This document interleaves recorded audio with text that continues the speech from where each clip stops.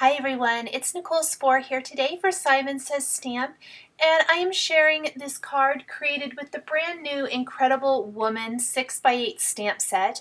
This is a one-layer background. I am going to have a dimensional sentiment and then some crystal hearts here attached to the card, but it's one layer with no line coloring for all the florals.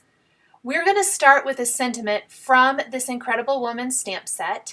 You can see that it's these stacks of words, and out of the stacks of words they spell different names like mother, mama, grandma, aunt, and mum, which I think is so great and so fun. I'm going to use the mama one today, and I'm going to start with this so that I know where to stamp the flowers around my sentiment so that everything is perfectly balanced. This is some Hero Arts Hero Hues Pebble cardstock. It's probably one of my very favorite colors of cardstock from their new Hero Hues cardstock release. I am stamping the sentiment multiple times. I stamped it 3 times with the Simon Says Stamp clear embossing ink, and I'm sprinkling white embossing powder on top. The reason I stamped it multiple times with the MISTI is because this is a really bold sentiment, and I wanted to make sure that I got really full coverage with the stamping so that the sentiment is the focal point of this card. It's really important to me that the bold white embossing shows up once we add the color of the beautiful florals. Now, even though this is a sentiment heavy stamp set, pardon me, lots and lots of sentiments. The big sentiments, as I mentioned, lots of small sentiments. You can see it there to the right of my project. There are some small florals in this set, and we're going to use quite a few of them, really. I think everything maybe except for the stem, the individual stem, we're going to end up using. And I am stamping these on my background around the sentiment with the Ink on 3 Fade Out No Line Coloring ink. Now, I use this ink all the time with Zig Clean Color Real Brush markers when I'm stamping on Bristol Smooth cardstock. In fact, you've probably seen me do that before. Today I'm using this ink, and I'm going to use Polychromos colored pencils because I love the way they look over a colorful cardstock. This is kind of a lighter colored cardstock, but you can definitely get fantastic results with these colored pencils over a darker colored cardstock as well. Just really depends on the look you're going for. I usually stamp everything and then color it all in. However, I opted this time to stamp just a few images at a time, color them, and then go ahead and stamp a few more.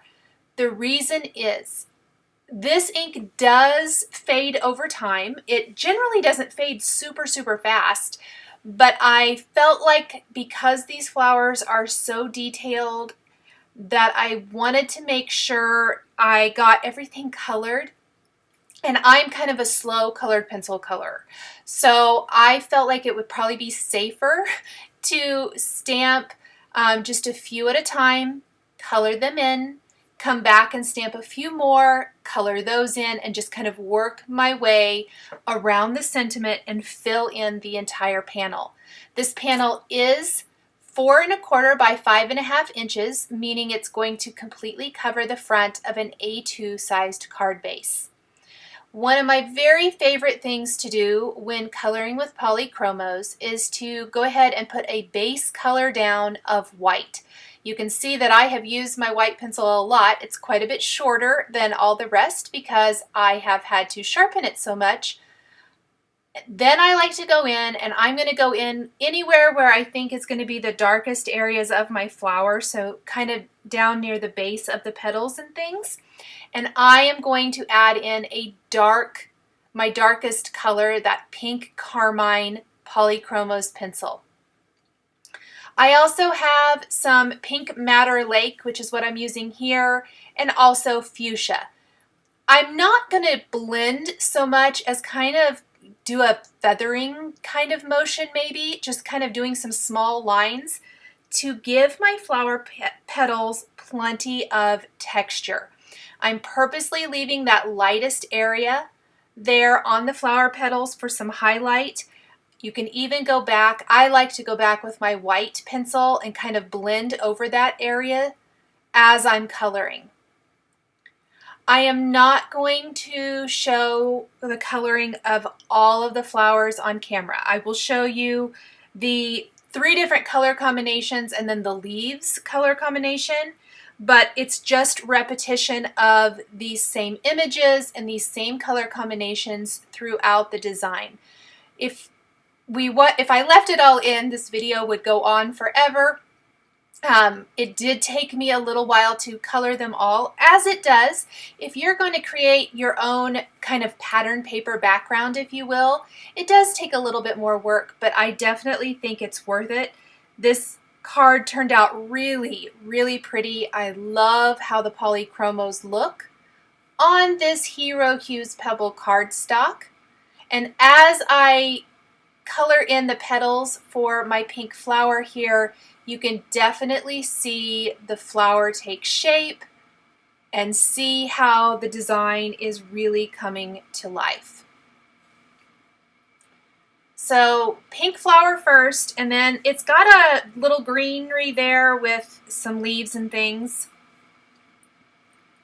And I'm coloring each petal and then kind of coming back in with my white and going over the center of the petal to reinforce that highlighted area and to kind of even help blend it all out. I even like to go back with my darkest color and add in some darker shading and things where it's needed.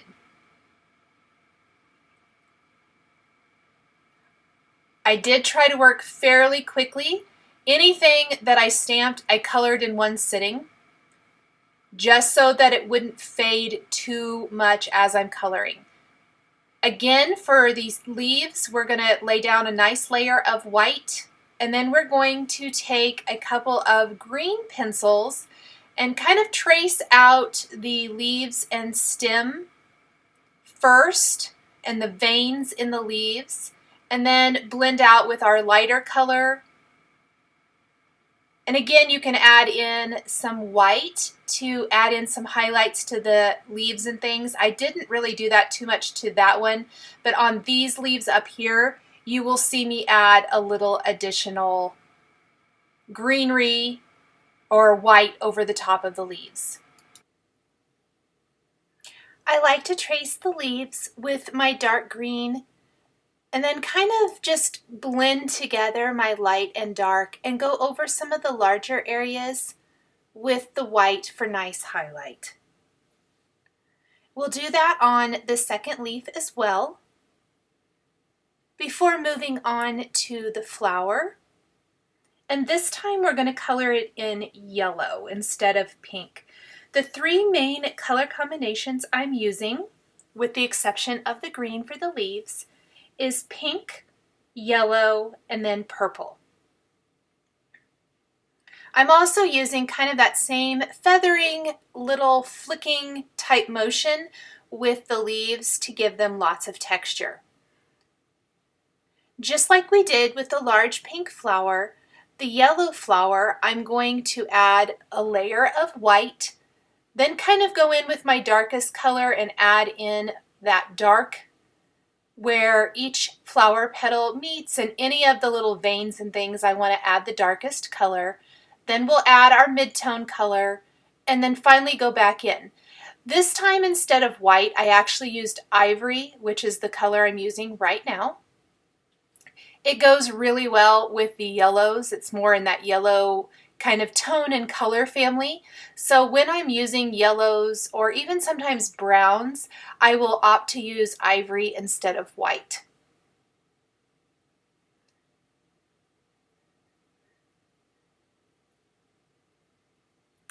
After we do this yellow flower, I'm going to take this panel and put it back inside of the MISTI so that I can stamp some more flowers and things to color, and then we will repeat this process over and over.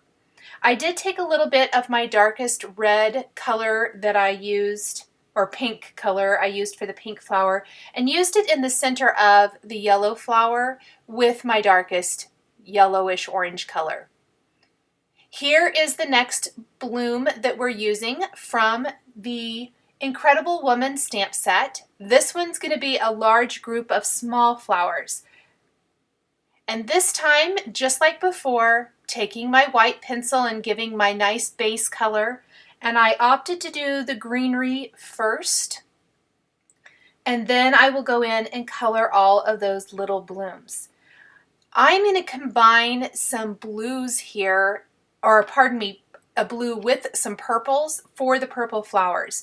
The blue is really going to give a nice little light area to each flower petal, and I love the way it works with this.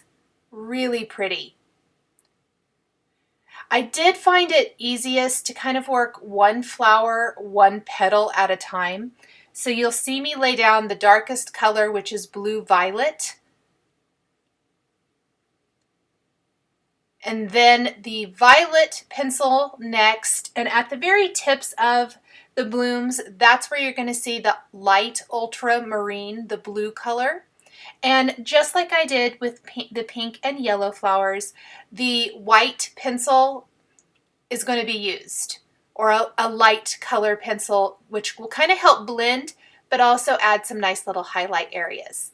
For the inside of each flower, the center of each flower, I'm using my yellow colors from the previous flower, so dark chrome yellow and Naples yellow.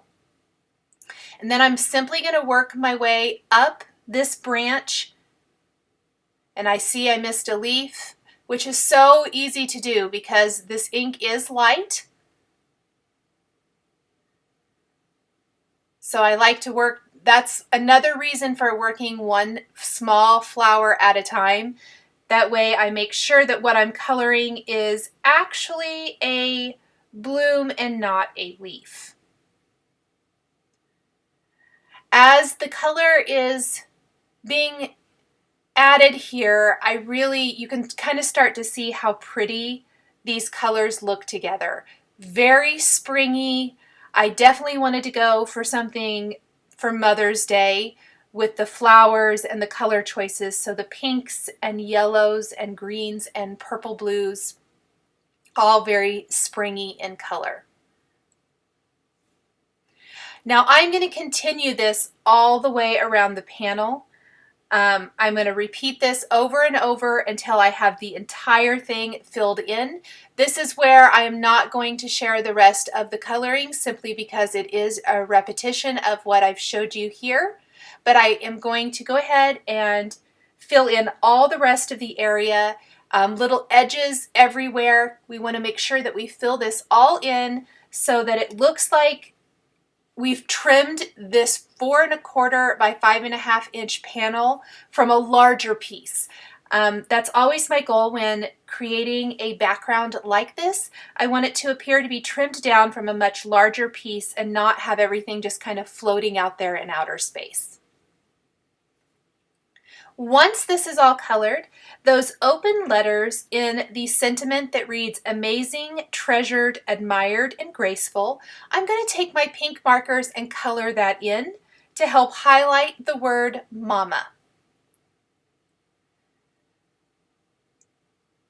A little base of the white and then coloring in with the rest. I'm being careful. The sharper your pencils are, the better. I don't want to get the colored pencil on the white embossed area and change the color of the outline. Once I have my letters all colored in, I'm going to add some distressing to this background. Oh, first, let's go ahead and stamp our sentiment strip. So I mentioned earlier in the video that the stamp set Incredible Woman has loads of sentiments, and there are some thin little phrases. I am going to stamp "You are everything I aspire to be" on some Hero Hues AZALEA cardstock using the Simon Says Stamp clear embossing ink, and we will emboss this with white embossing powder as well. I pulled one of the colors from my colored pencil panel, the Polychromos coloring there, so I chose the pink to highlight. And I'm going to stamp and emboss here on the pink. I did not worry about stamping it at the very top of the cardstock. Instead, I'm going to use a Simon Says Stamp Nested Banners die. There's a strip in here that fits this sentiment perfectly. I'm going to line that up and die cut that, and it's going to be the perfect little strip. I love little dies like this that will die cut the perfect sentiment strip shape. This is going to be popped up with foam adhesive, but I decided to add some distressing to the background panel. So now is when I'm going to add that distressing to the panel. I'm going to take some Picket Fence Distress paint, and I'm going to put it on my glass matte work surface, add a little water to this to water it down, and I'm going to pick it up with a small paintbrush, and I am using a box to just kind of help protect all the splatters, and I am going to flick this or tap my paintbrush all over until I cover the surface of this. So there's some splatters. The smaller the paintbrush, the smaller the splatters will be, so I tried to use the smallest one I had.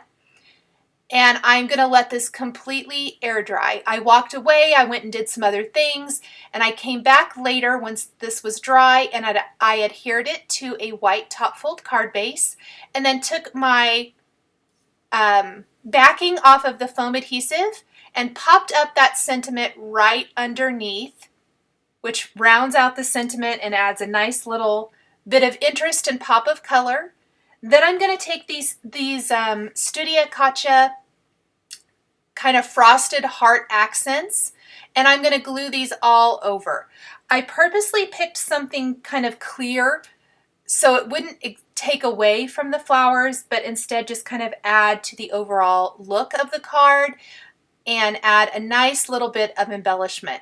I'm adding little dabs of glue with the Lawn Fawn glue tube and using the crystal katana to pick them up and pop them in place where I want them to go. And I'm going to just kind of add those to any of the open or white space around the flowers and sentiment. Thank you guys so much for joining me today for this no-line Polychromos card featuring the new Incredible Woman stamp set from Simon Says Stamp. The supplies I used to create my card are listed and linked below the video here on YouTube. Here are a couple more videos featuring Simon Says stamps and dies that you might be interested in. If you enjoyed this video, please give it a thumbs up and be sure to subscribe to my channel. Thank you so much for joining me today, and we'll catch you next time.